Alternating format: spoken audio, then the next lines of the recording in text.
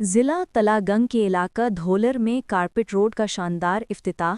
पार्लिमानी secretary Punjab excise and taxation Malik Shahryar Awan की बतौर मेहमान खुसूसी शिरकत। इस मौके पर रुकन सूबाई असम्बली मलिक फलक शेर अवान, मलिक वकार नजब खान और सरदार मोहम्मद खान कोट चौधरियाँ के हमराह फीता काटकर सड़क का बाज़ाब्ता इफ्तिताह किया।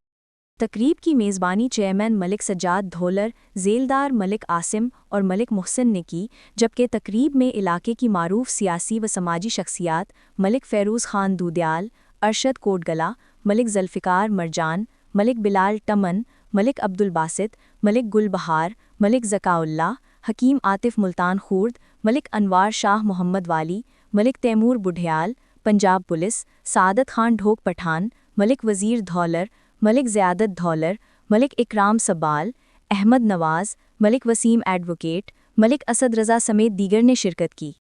पार्लिमानी सेक्रेटरी मलिक शहरियार अवान ने तकरीब से खिताब करते हुए कहा कि ज़िला तलागंग की तरक्की मेरा मिशन है।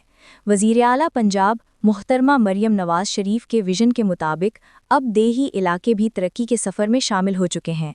अपना घर स्कीम के तहत ज़िला तलागंग के लिए 1 अरब रुपए के फ़ंड्स तकसीम किए जा चुके हैं, जबकि किसानों के लिए 20 करोड़ रुपए की इमदाद व सहूलियात फराहम की गई हैं।